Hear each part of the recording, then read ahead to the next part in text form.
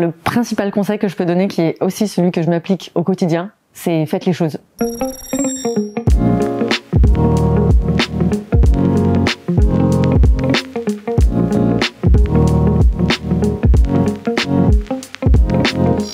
Je m'appelle Diane Souquier, je suis aussi connue sur les réseaux sociaux sous le nom de Dalkia Loves Wine. Je suis créatrice de contenu spécialisée dans l'univers du vin.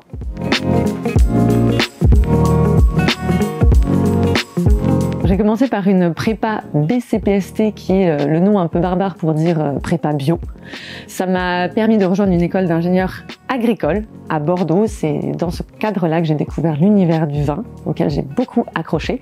J'ai enchaîné sur une spécialisation en production végétale, puis par une année en école de commerce à l'ESSEC pour avoir une dimension peut-être un peu plus business, marketing et achat.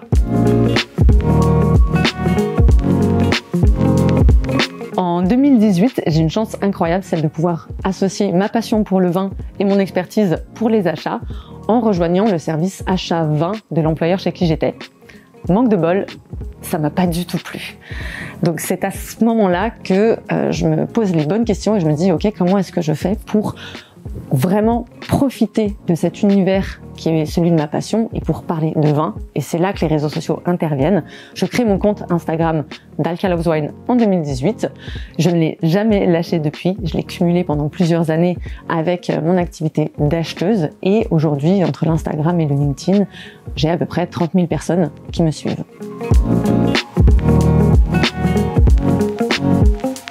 Il faut avoir en tête que quand j'ai commencé à me mettre entièrement à mon compte en 2023, c'était pas vraiment une volonté. J'ai jamais été taillée pour l'entrepreneuriat, ça a jamais été un objectif de carrière.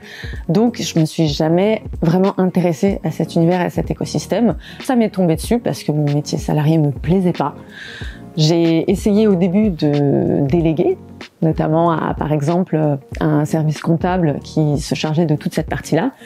Néanmoins, s'il y a bien un truc que j'ai compris, c'est le comptable, même s'il fait bien son métier, si on comprend pas quand il s'adresse à nous, ça marche pas. Donc ça, c'est ce qui m'a vraiment fait réaliser qu'il fallait que je me forme, qu'il fallait que je comprenne de quoi il me parlait. Je pensais qu'après 5 ans en auto-entreprise, j'étais prête pour me lancer en société. En vrai, pas du tout.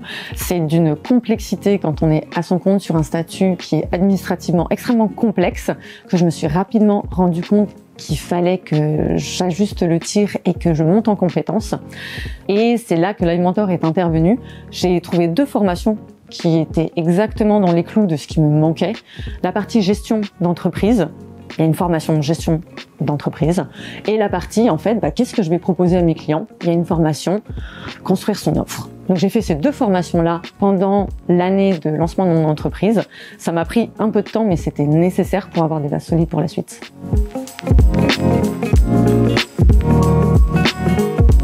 C'est vrai que même si je l'ai pas choisi pour le moment, c'est quand même plutôt que du kiff d'être à mon compte.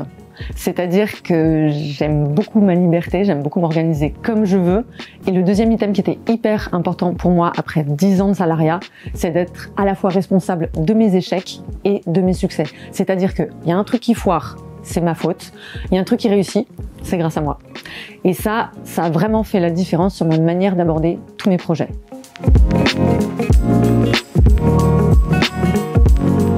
Aujourd'hui, ce qui me rend fière, c'est que sur cette communauté que j'ai créée de 30 000 personnes, ces 30 000 personnes qui sont passionnées de vin, avec qui j'ai plaisir à partager, à échanger, ça n'a pas toujours été le cas. C'est-à-dire que quand j'ai commencé en 2018, j'avais 0 personne, comme tout le monde. J'ai commencé de 0. J'y ai passé quasiment 8 heures par jour pendant plusieurs mois pour constituer cette communauté, échanger avec les gens, essayer de comprendre qui ils étaient. Et au final, ça fait qu'aujourd'hui, il y a plein de personnes qui sont là depuis le début que je connais, et il y en a même certains qui sont devenus des amis proches avec qui j'ai énormément de plaisir à discuter.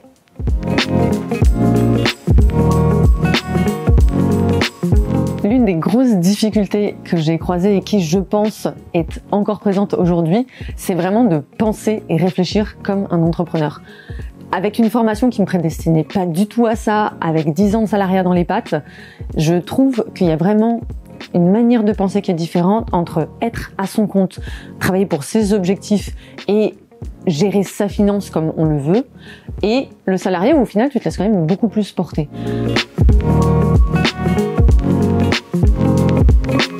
Le principal conseil que je peux donner, qui est aussi celui que je m'applique au quotidien, c'est faites les choses.